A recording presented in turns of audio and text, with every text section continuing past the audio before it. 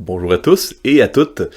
Maintenant, nous sommes rendus en plein dans les 10 plaies d'Égypte, les 10 fléaux, les 10 châtiments qui ont été envoyés par l'Éternel dans le cadre de la libération de son peuple, de l'Ancienne Alliance, le peuple d'Israël, d'Égypte. Donc, nous nous étions laissés, lors du dernier message dans Exode 3, avec cette discussion entre l'Éternel et Moïse. Et puis, si vous le permettez, avant d'aller dans Exode au chapitre 8, j'aimerais lire Exode 4 au complet et faire quelques commentaires et ensuite me concentrer davantage sur Exode chapitre 8. Avant de lire Exode 4, permettez-moi de demander la bénédiction de Dieu dans un mot de prière.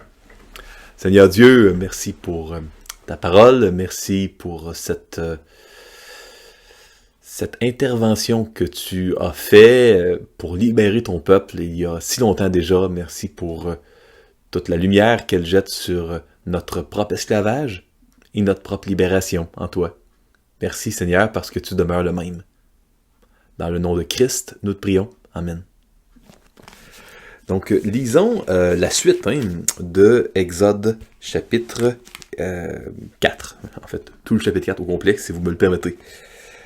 Moïse répondit et dit, « Voici, ils ne me croiront point, et ils n'écouteront point ma voix, mais ils diront, l'Éternel ne t'est point apparu. » Donc, on est avec Moïse et l'Éternel dans le buisson ardent. Dieu veut envoyer Moïse libérer son peuple, et puis il est un peu timide après 40 ans dans le désert de Madian. Honnêtement, il faut pas lui tirer la pierre tout de suite à Moïse. Peut-être que l'on n'aurait pas fait mieux. L'Éternel lui dit, « Qu'y a-t-il dans ta main? » Il répondit, « Une verge. » L'Éternel dit, « Jette-la par terre. » Il la jeta par terre, et elle devint un serpent. Moïse fuyait devant lui. L'Éternel dit à Moïse, « Étends ta main et saisis-le par la queue. » Il étendit la main et le saisit, et le serpent redevint une verge dans sa main. « C'est là, dit l'Éternel, ce que tu feras, afin qu'ils croient que l'Éternel, le Dieu de leur père, t'est apparu, le Dieu d'Abraham, le Dieu d'Isaac et le Dieu de Jacob. » Donc, dans l'Ancien Monde, les prophètes devaient parfois faire des signes qui illustraient leur message, qui pouvaient également servir à attester l'authenticité de leur message. On pourrait penser dans le livre des Juges à Gédéon qui a demandé une toison sèche et le sol autour mouillé, et une toison mouillée et le sol autour bien sec. Et bon, il y avait une autre symbolique dans le cas de Gédéon. Ici, on voit que Moïse demande un signe. Un signe pour adresser l'incrédulité du peuple. Et puis, signe intéressant, Dieu demande à Moïse de prendre un bâton, une verge, et de l'acheter à terre, et cette verge se change en serpent. Dieu demande à Moïse de prendre le serpent, attention, non pas par la base du cou, là où les experts recommandent de prendre un serpent pour pas se faire mordre, mais par la queue. Probablement le pire endroit pour prendre un serpent. Et puis, il le fait. Puis, moi, je veux souligner ici plusieurs choses. Un, le bâton de berger était le symbole du pouvoir de Pharaon.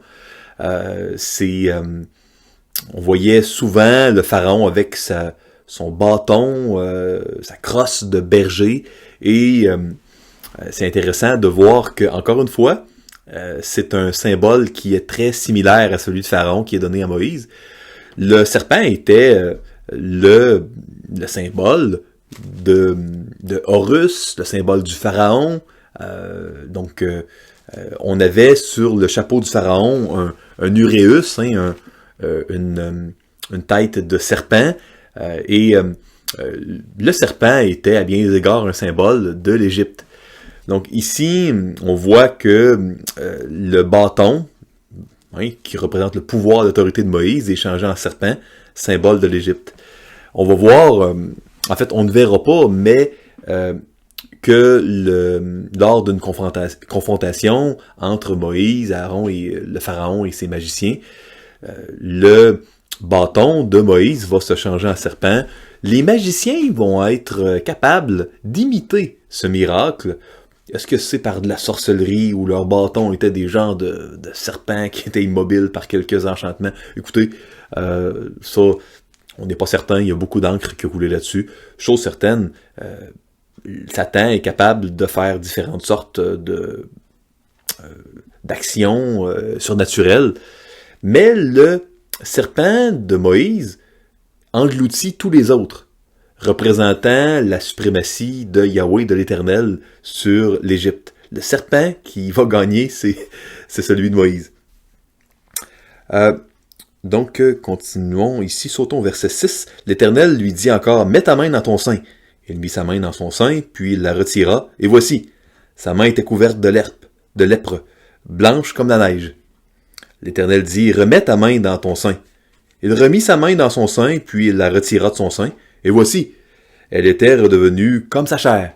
« S'ils ne te croient pas, dit l'Éternel, et n'écoutent pas la voix du premier signe, ils croiront à la voix du dernier signe. S'ils ne croient pas même à ces deux signes, et n'écoutent pas ta voix, tu prendras de l'eau du fleuve, tu la répandras sur la terre, et l'eau que tu auras prise du fleuve deviendra du sang sur la terre. » Donc, le ministère de Moïse de libération était également un ministère de salut. Donc, de salut, et on va le voir lors du chapitre sur la Pâque, de purification des péchés. Encore ici, on a un signe surnaturel, mais qui illustre exactement ce que l'Éternel fera par la main de Moïse.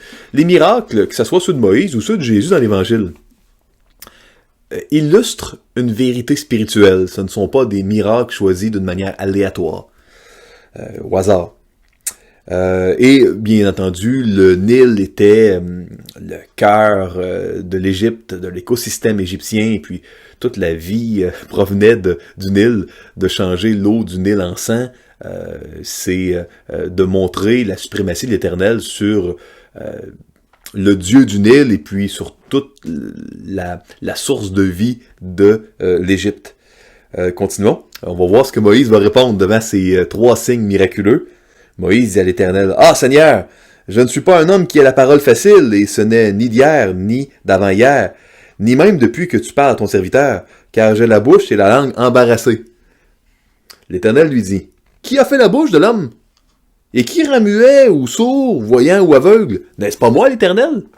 Va donc, je serai avec ta bouche, et je t'enseignerai ce que tu auras à dire. » Moïse dit, « Ah, Seigneur, envoie qui tu voudras envoyer. » Et à ce moment-là, il me semble que la moutarde me serait peut-être montée au nez, puis j'aurais été irrité contre Moïse. Puis voyez ici ce que l'Éternel répond. Hein? Alors la colère de l'Éternel s'enflamma contre Moïse. Et il dit, « N'y a-t-il pas ton frère Aaron, le Lévite? Je sais qu'il parlera facilement. Le voici lui-même qui vient au-devant de toi. Et, quand il te verra, il se réjouira dans son cœur. Tu lui parleras et tu mettras les paroles dans sa bouche. Et moi, je serai avec ta bouche et avec sa bouche, et je vous enseignerai ce que vous aurez à faire. Il parlera pour toi au peuple, il te servira de bouche, et tu tiendras pour lui la place de Dieu. Prends dans ta main cette verge avec laquelle tu feras les signes. » Donc on voit que se termine ainsi l'entretien entre l'Éternel et entre Moïse. Nous allons voir un épisode assez intéressant que je tiens à lire. Nous allons voir qu'il y avait quelque chose que Moïse a omis de faire. Certainement qu'il y a des leçons précieuses pour nous. Verset 18.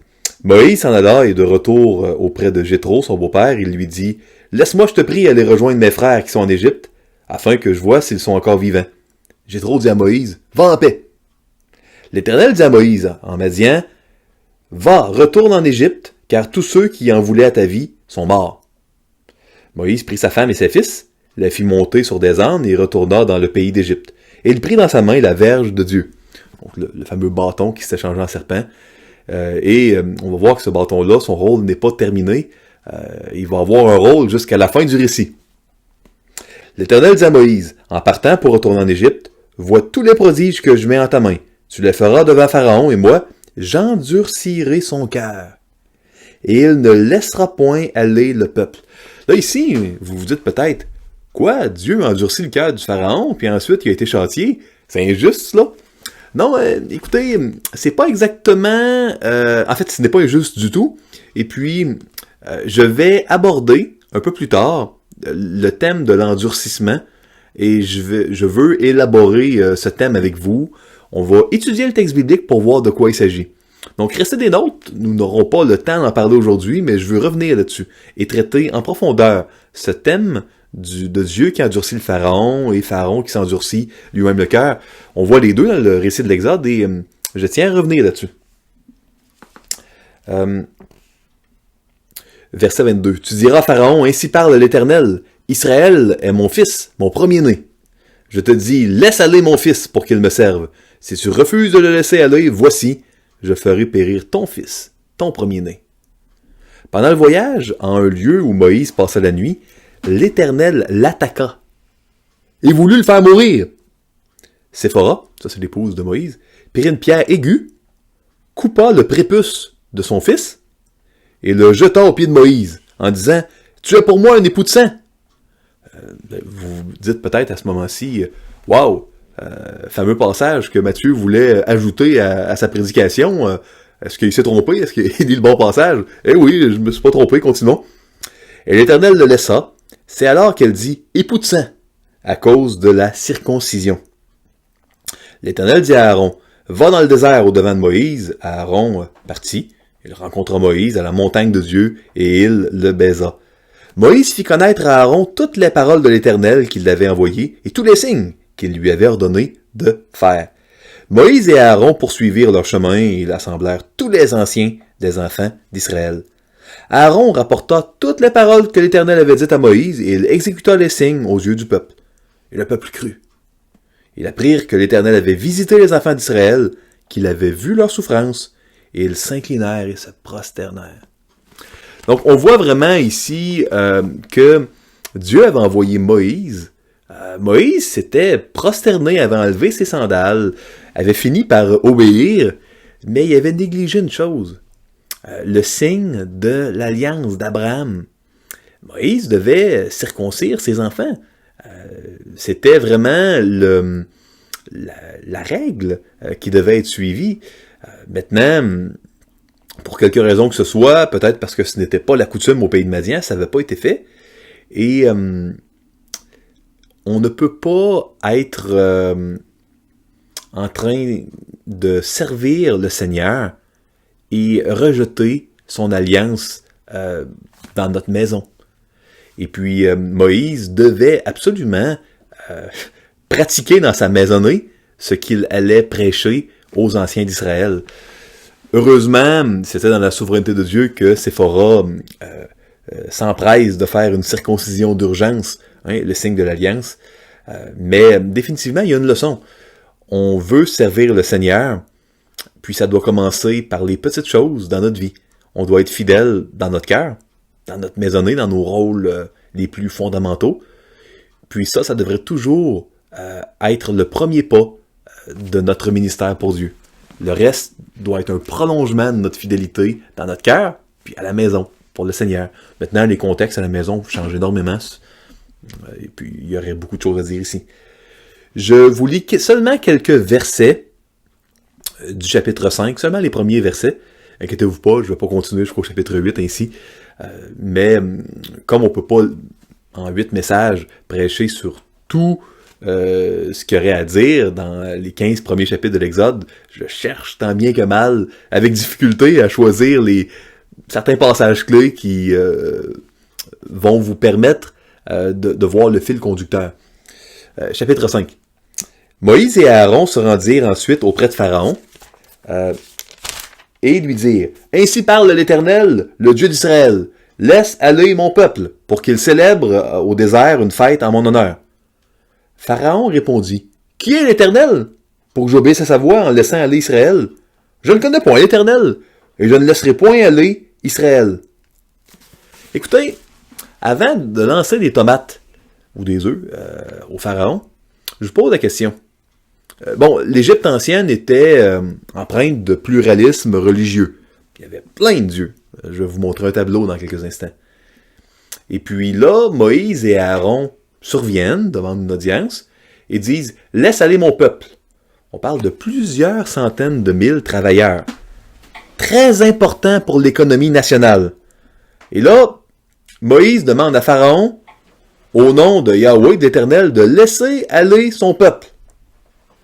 Écoutez, est-ce que vous donnez tort à Pharaon? À sa place, est-ce que vous auriez obéi? Qu'est-ce qu'il lui dit à Pharaon qu'il doit vraiment obéir? Premièrement, croire en l'Éternel, il ne le connaît pas, il en croit déjà à plusieurs autres dieux égyptiens. Puis, même s'il croyait en l'Éternel, de là à lui obéir, pourquoi obéir à l'Éternel plus que Osiris, Horus ou Isis? Pourquoi plus l'Éternel? Vous me suivez, hein? Et moi, je crois que c'est très important de réaliser que la question de Pharaon est très actuelle. Avez-vous déjà, à vous qui peut-être chrétiens, chrétiennes, qui entendez ce message, partagez l'Évangile à un voisin, un ami, quelqu'un dans votre famille? Ben, partager l'Évangile, c'est de dire, mettez votre foi en Jésus. Donc, Dieu existe, Jésus-Christ est Seigneur, et remettez-lui les commandes de votre vie, rentrez dans son peuple, et maintenant devenez sa possession, sa propriété. Pourquoi Jésus?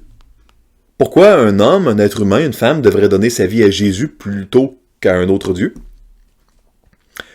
Pourquoi Jésus plutôt qu'une des idoles du Québec? Pourquoi donner sa vie à Jésus plutôt qu'à l'argent, plutôt qu'aux bonnes œuvres, plutôt qu'à la science, plutôt qu'aux arts? Pourquoi Jésus? La question de Pharaon était très pertinente. Puis, vous savez, ce dialogue-là est l'introduction des 10 plaies d'Égypte, qui vont durer durant plusieurs chapitres. La réponse de Dieu a été les 10 plaies d'Égypte. Pharaon demande une question, pourquoi je devrais obéir à l'Éternel? Je ne connais même pas l'Éternel, c'est qui l'Éternel? La réponse de Dieu n'a pas été audible ici. Ça a été l'envoi des 10 plaies. Et puis, on peut se demander pourquoi. Permettez-moi de regarder avec vous ces 10 plaies. Et puis, on va étudier certaines d'entre elles, pas toutes, mais j'aimerais les survoler avec vous pour essayer de faire du sens. Pourquoi une réponse aussi robuste de la part de Dieu? Pourquoi une réponse comme ça à une question qui était légitime? Donc, moi, je voudrais qu'on regarde ensemble les 10 plaies. Vous voyez peut-être ici le tableau des 10 plaies. Il y a eu la plaie numéro 1, l'eau en sang. Ensuite, les grenouilles, les poux, les mouches venimeuses, la mortalité du bétail, les ulcères, la grêle, les sauterelles, les ténèbres et la mortalité des premiers-nés. Donc, 10 plaies qui seront nécessaires avant que Pharaon laisse aller le peuple. Pourquoi ces 10 plaies? Première raison, remarquez ici comment chacune des plaies correspondent un peu au contraire des jours de la création. Au jour 2, Dieu a créé la terre et les mers. Dans la plaie numéro 1, il y a l'eau en sang. On a créé les oiseaux, poissons, animaux au jour 5. Plaie numéro 2, c'est les grenouilles. Et ainsi de suite. Hein. Comme vous voyez, il y a une décréation. Un peu comme si l'Éternel était en train de dire à Pharaon, « Pourquoi tu dois m'obéir? Pourquoi tu dois croire en moi? Parce que je suis le Dieu qui tient tout l'univers ensemble et qui donne une cohésion à la création. Sans moi, si on me met sur la banquette arrière, tout s'écroule. Tout se désintègre, tout se désagrège. Raison numéro 1, Pharaon, pour laquelle tu dois obéir à ma voix. Et ça, moi, je l'ai vu souvent dans des rencontres de counseling. J'ai vu plein de croyants et d'incroyants baser leur vie sur toutes sortes d'autres choses que Dieu. J'ai vu des gens baser leur vie sur l'argent, sur la carrière, sur la réputation. J'ai vu des gens baser leur vie sur la sexualité, sur une relation romantique, sur avoir des enfants, sur des voitures. J'ai vu toutes sortes de personnes bâtir leur vie sur autre chose que Dieu. Et à tout coup, il y a un écroulement qui tôt ou tard survient. Parce que notre personne comme être humain n'a pas été créée par Dieu pour bâtir sur autre chose que lui-même. Donc quand on bâtit sur quoi que ce soit d'autre, quel que soit l'idole ou le Dieu du Québec sur lequel on va bâtir, ça s'écroule. Et ça, c'était un des messages, d'un message puissant que l'Éternel envoyait par les 10 plaies. Également, nous voyons que les 10 plaies ne sont pas choisis d'une manière aléatoire. Les 10 plaies correspondent non seulement à une décréation, et au contraire des jours de la création, mais les 10 plaies correspondent également au domaine de 10 dieux d'Égypte. Et pourquoi Pharaon devait écouter l'Éternel et lui obéir même, pas seulement lui y croire, mais obéir à ce Dieu-là plutôt que tous les autres? Un, à cause de la décréation. Parce que quand on met l'Éternel de côté, tout s'écroule. Il n'y a rien qui subsiste. 2. Parce que l'Éternel est supérieur à tous les dieux de l'Égypte. Il n'y a pas un Dieu qui va être capable d'empêcher la plaie qui affecte son domaine. Aucun. Aucun des dieux égyptiens va y parvenir. Donc, Dieu, l'Éternel, est supérieur à tous les dieux de l'Égypte. Et moi, je tiens à vous le dire, l'Éternel est supérieur à l'argent, aux relations romantiques, aux voitures, aux arts. Il est supérieur à tous les dieux du Québec, tous les dieux de ce monde. On l'a vu il n'y a pas si longtemps, avec la pandémie de COVID-19, à quel point ça prend pas des créatures très très grandes pour faire écrouler le système, paralyser le système. On l'a vu avec ce petit virus qui a mis le monde sur pause durant quelques mois. Donc, toutes les plaies correspondent au domaine d'un dieu égyptien. Maintenant, on voit d'une manière assez criante dans les 10 plaies que Dieu veut montrer que nul n'est semblable à lui. À l'eau-encens, dans Exode 7, 17, il est écrit « Ainsi parle l'Éternel, à ceci tu connaîtras que je suis l'Éternel. » Dans Exode 8, 10, « Il en sera ainsi afin que tu saches que nul n'est semblable à l'Éternel notre Dieu. » Ça, c'est pour la plaie numéro 2, les grenouilles. Plaie numéro 4, les mouches venimeuses. « Afin que tu saches que moi, l'Éternel, je suis au milieu de ce pays. » Exode 8, 22. On voit dans la plaie numéro 7, la grêle, « Afin que tu saches que nul n'est semblable à moi sur toute la terre. » Exode 9, 14. Les sauterelles. « C'est aussi pour que tu racontes à ton fils et au fils de ton fils comment j'ai traité les Égyptiens. Et quel signe j'ai fait éclater au milieu d'eux. Et vous saurez que je suis l'Éternel. » Plaie numéro 10. L'Éternel dit à Moïse, « Pharaon ne vous écoutera point, afin que mes miracles se multiplient dans le pays d'Égypte. » Exode 11, 9. Donc, on voit vraiment que Dieu voulait montrer qu'il est supérieur au Dieu de l'Égypte, que sans lui, si on le met de côté, tout s'écroule, et évidemment, nul n'est semblable à lui. Il y a dans les 10 plaies d'Égypte, des groupes. Il y a 3 groupes de 3 plaies. Je vais vous en parler un petit peu plus en détail plus tard. Mais il y a une logique à l'intérieur de l'ordre des 10 plaies que j'aimerais souligner à quelques moments. Mais je voulais, à ce point-ci, introduire les 10 plaies.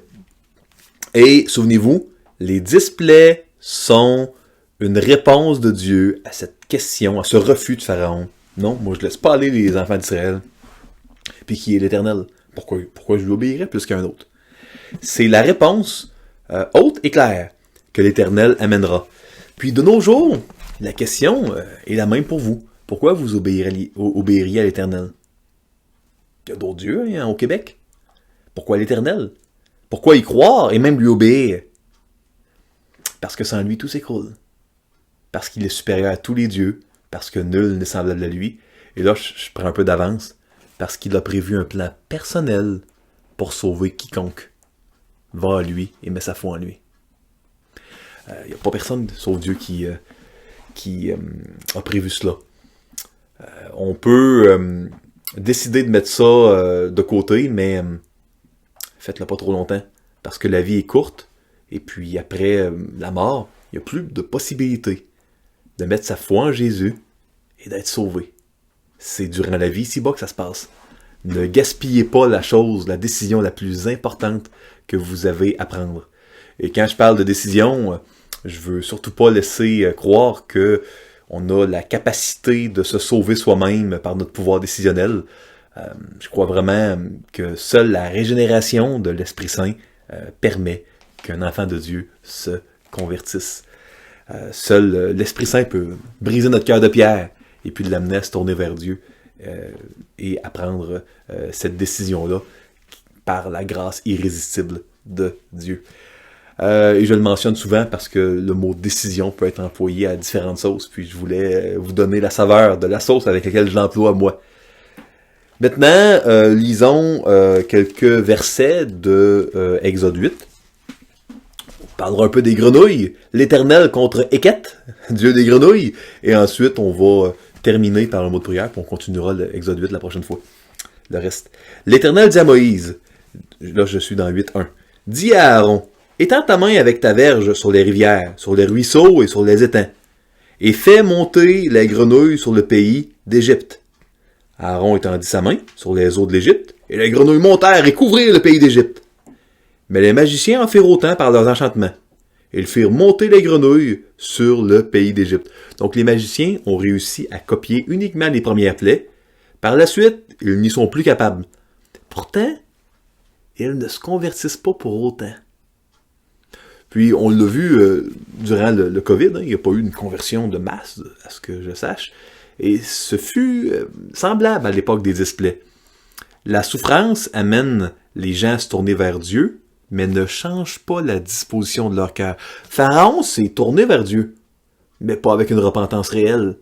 La souffrance attire l'attention, mais ne change pas le cœur. Seul Dieu peut changer nos cœurs. Continuons. Verset 4. Pharaon appela Moïse et Aaron et dit, « Priez l'Éternel afin qu'il éloigne les grenouilles de moi et de mon peuple, et je laisserai aller le peuple pour qu'il offre des sacrifices à l'Éternel. » On voit que Eket, le dieu des grenouilles, n'est pas capable de contrer cette plaie-là, puis des grenouilles partout qui couvrent, c'est pas utile. Donc on voit cela.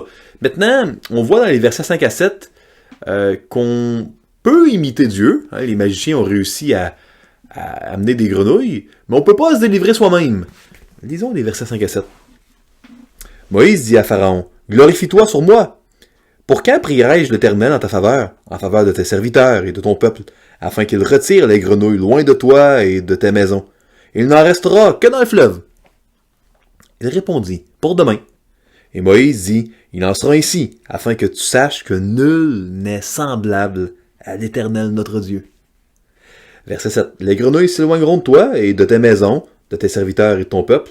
Il n'en restera que dans le fleuve. » Donc, le pharaon peut imiter, mais ne peut pas les enlever. C'est le plus important. Il y avait des grenouilles partout. En rajouter, sauf essayer de préserver un peu son ego, c'est pas utile. Les enlever, ça, c'était vraiment ce qui était utile. Voyons maintenant cette perspective sur Dieu qui change, mais qui change pas le cœur, dans les versets 8 à 15. Moïse et Aaron sortirent de chez Pharaon, et Moïse cria à l'Éternel au sujet des grenouilles, dont il avait frappé Pharaon. L'Éternel fit ce que demandait Moïse, et les grenouilles périrent dans les maisons, dans les cours et dans les champs. On les entassa par monceaux, et le pays en fut infecté, ou encore, littéralement, en hébreu ancien, le pays en pua. Verset 11. Pharaon, voyant qu'il avait du relâche, endurcit son cœur. Et il n'écouta point Moïse et Aaron selon ce que l'Éternel avait dit. Et vous, tantôt c'était Dieu qui avait endurci, là c'est Pharaon qui a endurci. Restez des nôtres, on va toucher cela en détail dans une prédication ultérieure. Verset 12. L'Éternel dit à Moïse, dis à Aaron, étends ta verge et frappe la poussière. De la terre, elle se changera en poux dans tout le pays d'Égypte. Ils firent ainsi. Aaron étendit sa main avec sa verge, et il frappa la poussière de la terre, et elle fut changée en poux sur les hommes et sur les animaux. Toute la poussière de la terre fut changée en poux dans tout le pays d'Égypte. Les magiciens employèrent leurs enchantements pour produire les poux, mais ils ne purent pas. Là, à ce point-ci, Et jusqu'à la fin, ils ne peuvent plus imiter les plaies. Ils ne pouvaient déjà pas les enlever, ils ne peuvent plus les imiter non plus. Les poux étaient sur les hommes et sur les animaux. Et les magiciens dirent à Pharaon, « C'est le doigt de Dieu! » Le cœur de Pharaon s'endurcit. Voyez-vous? C'est surprenant, hein? Et il n'écouta point Moïse et Aaron, selon ce que l'Éternel avait dit. Moi, ça m'épate de voir à quel point ça prend un miracle de Dieu pour transformer notre cœur. C'est pas une décision qu'on peut prendre sans que Dieu ait touché notre cœur, les transformer, les régénérer. Impossible pour nous de prendre cette décision-là par nous-mêmes. On dépend entièrement de Dieu. Donc, écoutez, c'est un mystère, mais c'est ce que la parole nous montre clairement. Nous voyons ici que malgré la désintégration de son pays, il s'entête, comme par folie. L'être humain est animé d'une folie que seul Dieu peut guérir. Et ça, c'est important de le réaliser. J'aimerais vous laisser à ce point-ci quelques encouragements à garder dans votre cœur. Et lors du prochain message, nous allons continuer la lecture de Exode chapitre 8, là où nous l'avons laissé, et nous allons continuer à étudier les plaies en général. Donc, on va en étudier quelques-unes de manière plus approfondie, mais nous allons, à l'aide de quelques tableaux, essayer d'avoir un regard qui est global sur ces 10 plaies, sur cette réponse du Seigneur à la question de Pharaon. Première application que je vous encourage à garder dans votre cœur. Dieu est plus grand que tout Dieu petit d humain que nous nous construisons. Et ça, c'est important de le réaliser. Il est plus grand que le Dieu confort, que peut-être certains d'entre vous avez. Plus grand que le Dieu sport, le Dieu art, le Dieu relation. Dieu est plus grand. La souffrance attire notre cœur vers Dieu, mais n'en change pas la disposition. On doit crier à Dieu pour qu'il change notre cœur. Seul lui peut le faire. Nous avons en Jésus-Christ un sauveur qui peut nous sauver, qui veut nous sauver du jugement et subir les châtiments à notre place. Si vous n'avez jamais mis votre foi en Jésus, faites-le dès aujourd'hui et soyez sauvés. Et les châtiments que vous méritez vont être imputés sur le compte de Jésus qui est mort à la croix à notre place. 4. Nous ne devons pas faire la sourde oreille quand Dieu nous parle. Sinon, notre cœur s'endurcira de plus en plus. C'est très dangereux de faire la sourde oreille.